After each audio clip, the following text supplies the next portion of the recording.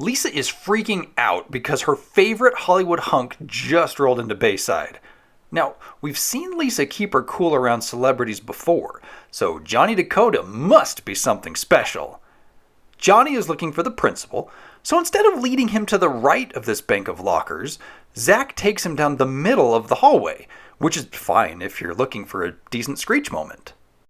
Name's Johnny Dakota. Yeah, right, and I'm Madonna. Screech! Little buddy! You left a bunch of your crap! Well, Mr. Belding is still a boob, but also... Johnny, Dick, Johnny. Huh. Kind of takes me back to the Rent-A-Pop video where I said this. Hello, I'm Dick Belding. No. Belding's a boob. Johnny and his director are looking for a school and its students to use for an NBC anti-drug commercial. Knowing broed-out celebrities get lots of babes, Zach is keen on this happening at Bayside. And if a boring tour with Belding doesn't seal the deal, maybe this will. Hey, Bayside, tell them who you are. Here we go. We're Bayside students and we don't booze. We don't use drugs because it's just not cool. So if you get the offer, make sure you refuse. When it comes to drugs, just don't use. That was pretty impressive. Yeah, it was. Because apparently it's well known that skater grunge over here has a boombox preloaded with virgin beats. And we can assume choreography and lyrics and turn-taking bars can be learned in a matter of minutes. Oh, Zach, your Time Lordiness continues to humble me. But also... That was pretty impressive. Was it? Because it appears the people in the back weren't paid to join in these lines. Johnny is still on the fence, and if a 20-second chat with Jesse doesn't seal the deal, maybe Kelly will. Mr. Belding, I definitely want to shoot at Bayside. Yeah, you do! It's time to play Spot That Other Guy from Starship Troopers, Casper Van Dien. There he is, not singing. We'll also see his back later on at the Max. Now, before we move on, I find it interesting that Johnny, Lisa, and Jesse are all rocking cowboy boots. It's also interesting that Zach and Jesse are both rocking blue-on-blue outfits. And I'm not sure what Kelly is wearing. Excuse me, Michael, but we have a dress code at this school. Yeah, I don't think you do, because Kelly's showcasing Cleve and Beeve, man. Boom Shadow! Thanks to the relaxed dress code, NBC is going to shoot the anti-drug commercial at Bayside, and Johnny gets to pick his co-stars. This is you here. Except I'd say you have a few more curves. Yup, just another standard storyline of an older guy perving on Kelly. What's Zach up to? Oh, he's drinking some lemon lime Shasta. I'd recognize that can anywhere. Zach is actually hawking bootleg Johnny Dakota merch. Why are his schemes almost always right by Mr. Belding's office? Is there nowhere else for him to go? It's like he wants to be caught. This time around, Johnny bails him out, provided that all proceeds go to the Teen Drug Foundation, which is a nonprofit that only exists in the Saved by the Bell universe. Here, see what you can get for this. Hey, I'm gonna keep this for myself. It's not how charity works, you freaking psycho! In the bathroom, Zach gets bullied. The guys then find a marijuana cigarette. If Johnny finds out about this, it'll blow the whole commercial. TV trope! But Johnny's cool. He believes the guys, flushes the roach, and finger guns his way out of there. So, did he just no longer have to pee? Because I can't see another reason for him to leave. He certainly wasn't coming in to find his missing spliff, see two dudes not holding, and then overcompensate his anti-drug stance with a cool kick flush and finger guns. Right? But the real question on everyone's mind is, did they extend the bathroom for this scene? The last time I recall a bathroom scene was in the Glee Club, where they used it for the ladies' room. Yeah. They made the bathroom bigger here. The episode takes a serious turn, As Johnny moderates a discussion about the dangers of illegal drugs, Slater notes the tragic story of Len Bias, a college basketball player at Maryland. Len was drafted second in 1986 by the Boston Celtics, then died 2 days later of a cardiac arrhythmia from a cocaine overdose. The kid was mad talented, with some people saying that he could have rivaled Michael Jordan, but now he's just a tragic what-if story. Zach mentions a similar tragedy with John Belushi, one of the greatest cast members of Saturday Night Live. A known recreational drug user, he died at age 33 after being injected with heroin and cocaine. And if these stories didn't bum you out, Jessie reminds us of her past problem with legal caffeine pills. But are we sure that's all she's ever been on? Because, what was she doing at the start of the episode? She totally looks like she's tripping balls down those stairs. But, sorry, this is a serious episode. Let's get back to this Emmy-worthy anecdote. You want to know about my brother used drugs to get high and drive to the beach. Now I have to drive him. He's in a wheelchair. This Hollywood alt teen is really putting the burden on us to connect those dots. And speaking of connecting dots, the guys recall seeing Scud in the bathroom right before finding that lonely weed. So, of course, they confront him. Just make love to that wall, pervert! But settle down, Screech. Scud is only puffing on a Lucy, which is also bad. Bad Scud. So, what was the point of this? To show that stereotyping kids rocking Slayer shirts is wrong? At the Max, Johnny's entitlement is disrupted by Jessie and Lisa. Lisa has some questions for her gossip column. So, Johnny, Okay. What I mean is, how do you... Dude, Lark Voorhees right here is so good. Lisa convinces Jessie to ask the questions instead, and then we get some amazing whisper comedy. I can't ask these. Do it!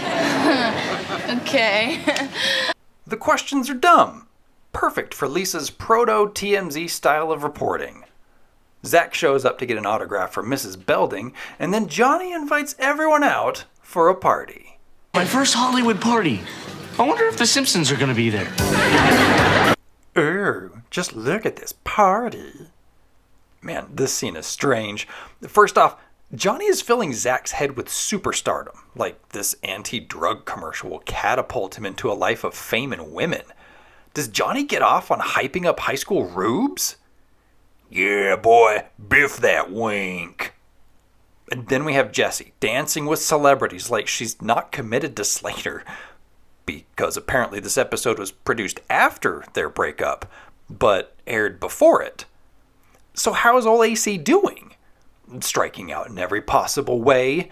Sorry, Dimples, you may have pulled the Princess of Lichtenberg, but you can't dare to dream of getting with a shallow party hottie. Screech here exhibits the fact that clothes make the man. After a guacamole fiasco, Screech borrows some of Johnny's clothes and gets all kinds of confidence. He even reenacts a stunt from a Johnny film, only to need some medical assistance. It's dumb, but it sure is fun. How is this the second orange outfit Kelly has worn this episode? What the H? Oh, right. The whole reason for this party scene. Johnny reveals his true identity. I am Wade. Now, it should be remembered that at this time, marijuana was massively vilified and stigmatized. In fact, it is still classified at the federal level as a Schedule I substance, which is the category for drugs with the highest potential for abuse. It shares this classification with morphine, heroin, and the bacon.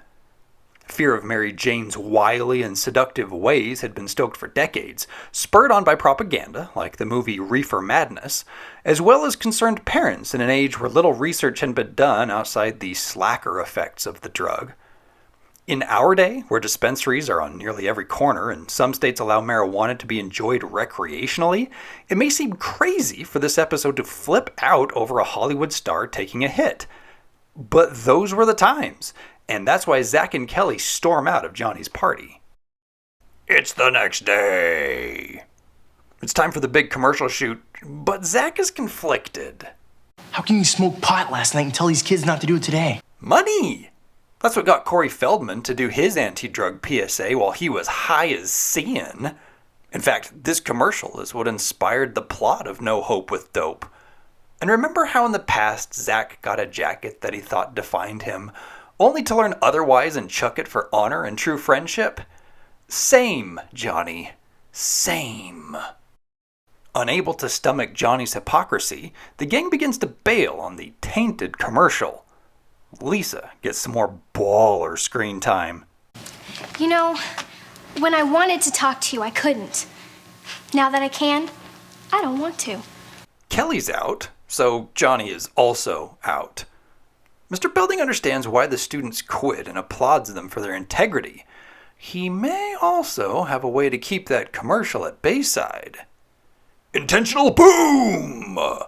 President of NBC Brandon Tartikoff, what are you doing here? Hey, least I could do for the man who changed my life. Well, get out of here. Well, here's some Belding trivia for you. He grew up with Brandon Tartikoff. I wanted to go into show business, and Brandon wanted to be a high school principal. Mr. Belding married Superintendent Flugelman's daughter Becky and became a principal, and Brandon settled for running a network television station. And then we get playback on this classic Saved by the Bell PSA. Dumb. Stupid. Crazy. Dangerous. Stinks. In one word, would I use dope? Nope. These kids are right. Drugs will hurt your mind, your body, and your life. Hi, I'm Brandon Tartikoff, chairman of NBC Entertainment. And I've got a hit idea for the new fall season. Don't do drugs. There's no hope with dope. Just a couple things here.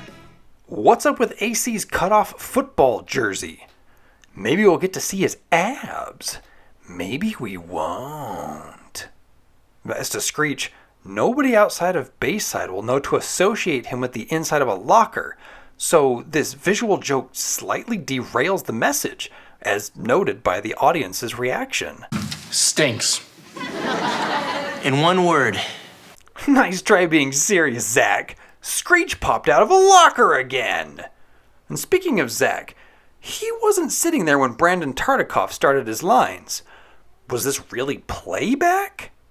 Hi, I'm Brandon Tartikoff, chairman of NBC Entertainment. And I've got a hit idea for the new fall season. Don't do drugs. There's no hope with dope. And just like that, everyone was cured of reefer madness. Maybe at NBC we should do a sitcom about a school principal and his kids. Really? Whoa. You're gonna melt my brain here. The master programmer already went meta and made the kids live their lives as a TV show. What would it mean if we made a TV show exist inside its own TV show? Nah, it'll never work. Phew. But also, self-burn. Wait a minute. If these guys are such good friends, why didn't Mr. Belding call sooner instead of pimping out Kelly to this older guy? Fun fact, this was not the first Johnny Dakota. This was. Much like Kathy Ireland getting booted from playing Nurse Jennifer, this guy got fired because producers thought he looked like a serial killer. Finding a replacement wasn't hard. Eddie Garcia was a fellow TNBCer from Guys Next Door and was constantly on set because he was dating Tiffani Amber Thiessen. So that chemistry you saw in the episode? Yeah, they didn't have to do much acting. Now, if you recall the deep dive for the date auction episode, you'll recall that Patrick Dancy, who played Brian, was also in